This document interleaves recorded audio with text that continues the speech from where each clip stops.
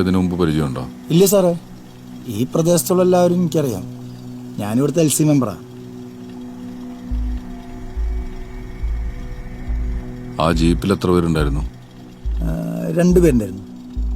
അവരിടിച്ചതിന് ശേഷം തിരിഞ്ഞു നോക്കുക അങ്ങനെ എന്തെങ്കിലും കണ്ടോ? ഡ്രൈവർ നോക്കിയില്ല, കൂടെ ഉണ്ടായിരുന്ന ആൾ തിരിഞ്ഞു നോക്കി. കാറിൽ വന്നവർ ഇവിടെ നിന്ന് ഫോൺ ചെയ്യാൻ എന്തെങ്കിലും ഉണ്ടായോ? ഇല്ല, ഇവിടെ നിന്നൊന്നും വിളിച്ചില്ല. വണ്ടിയിലിരുന്ന് വിളിക്കണ്ടായിരുന്നു. ഉദ്ദേശം എത്ര മണിയായി കാണും ഈ ആക്സിഡന്റ് നടക്കുമ്പോ? 2ാം കുർബാനയുടെ മണി കൊട്ടിയിരുന്നു. അത് 8:30.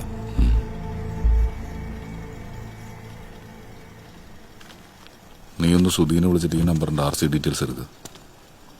മിക്കവാറും ഈ നമ്പർ ഫേക്ക് ആയിരിക്കും.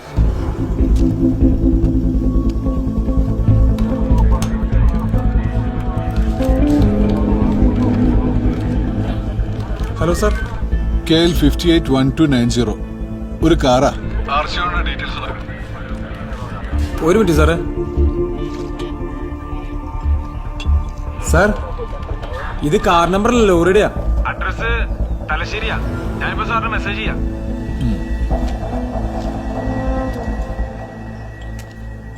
നീ പറഞ്ഞ പോലെ അതൊരു ഫേക്ക് നമ്പറാ. അതൊരു ലോറിയുടെയാ. സുധി നോട്ടി.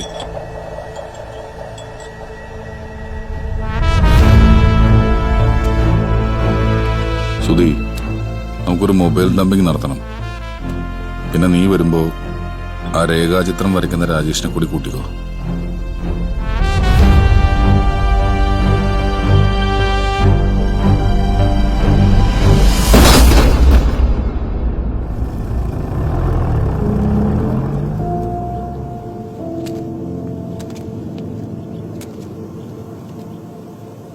സ്റ്റെല്ലയുടെ ആക്സിഡന്റ് കരുതി കൂട്ടി ഉണ്ടാക്കിയതാ.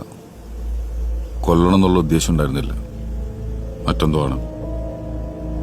നിനക്കെന്താ അങ്ങനെ തോന്നാൻ? അവർക്ക് കൊല്ലാനായിരുന്നു ഉദ്ദേശമെങ്കിൽ വലിയൊരു വാഹനം ഉപയോഗിക്കാമായിരുന്നു, അല്ലെങ്കിൽ ഇടിച്ച് കൊക്കയിൽ തള്ളായിരുന്നു. അങ്ങനെ നീ ആളില്ലാത്ത സ്ഥലം നോക്കി ഇടിപ്പിച്ചാൽ മതിയായിരുന്നല്ലോ. ഒരു ദൃക്സാക്ഷി ഉണ്ടാക്കേണ്ട കാര്യമുണ്ടോ? ദൃക്സാക്ഷി വേണം സിദ്ദിഖേ. ദൃക്സാക്ഷി ഇല്ലെങ്കിൽ പോലീസ് കേസ് അന്വേഷിക്കും. ദൃക്സാക്ഷി ഉണ്ടെങ്കിൽ ആക്സിഡന്റ് കേസായിട്ട് സെക്ഷൻ ഇടും. സാധാരണ ഒറിജിനൽ വണ്ടി കിട്ടിയില്ലെങ്കിൽ കിട്ടിയ വണ്ടിയും ഡ്രൈവറെയും വെച്ച് കേസ് രജിസ്റ്റർ ചെയ്യും, ഇൻഷുറൻസ് ക്ലെയിം ചെയ്യാൻ.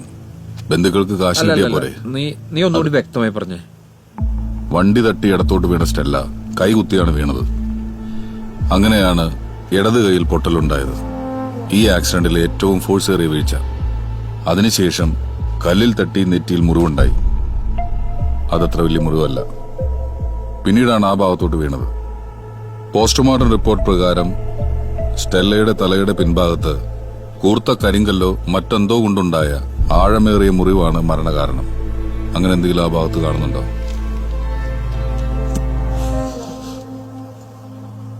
അഥവാ ഉണ്ടെങ്കിൽ തന്നെ കൈകുത്തി നെറ്റിയിടിച്ച് അങ്ങോട്ട് വീണ സ്റ്റെല്ലയുടെ തലയുടെ പിൻഭാഗത്ത് അത്ര ആഴമേറിയ മുറിവുണ്ടാവോ? ആ മുറിവുണ്ടായത് ഇവിടെ വെച്ചല്ല, മറ്റെവിടെ വെച്ച.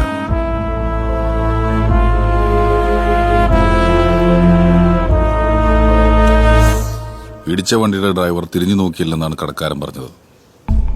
അറിയാതെ സംഭവിച്ച ആക്സിഡന്റ് ആയിരുന്നെങ്കിൽ അയാൾ തിരിഞ്ഞു നോക്കിയേനെ. കൂടെ ഇരുന്നയാൾ തിരിഞ്ഞു നോക്കി. അത് സ്റ്റെല്ലയുടെ വീഴ്ച ഉറപ്പുവരുത്താനായിരുന്നു.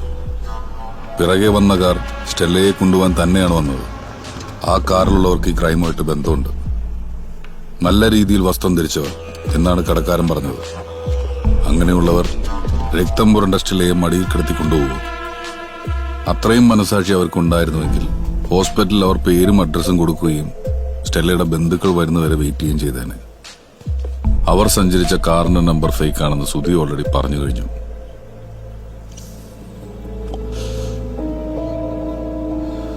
നമുക്കൊന്ന് പീറ്ററിന്റെ വീട് വരെ പോകണം.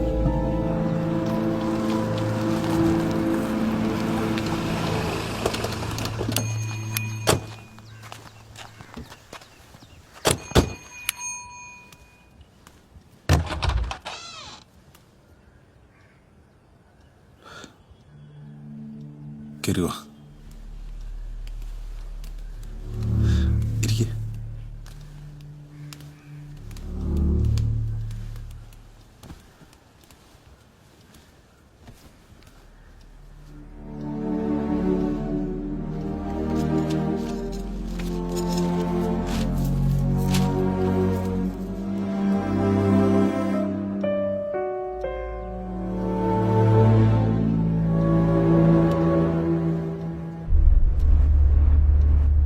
ഈ അടുത്ത് സ്റ്റെല്ലയുടെ സ്വഭാവത്തിൽ എന്തെങ്കിലും മാറ്റങ്ങളുണ്ടായിരുന്നോ?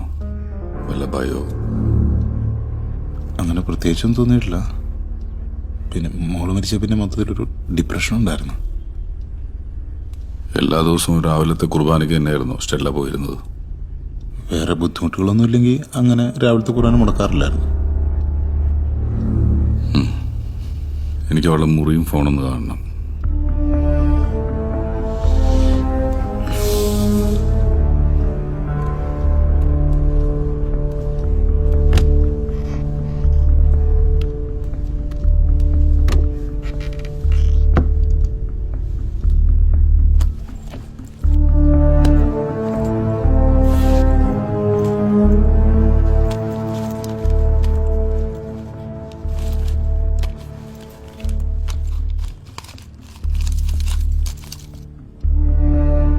അവൾക്ക് എന്തെങ്കിലും അസുഖം ഉണ്ടായിരുന്നു?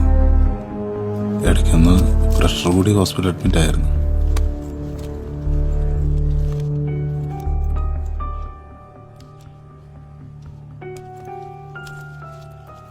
അപ്പൊ അവിടെ നിന്ന് ഗുളിക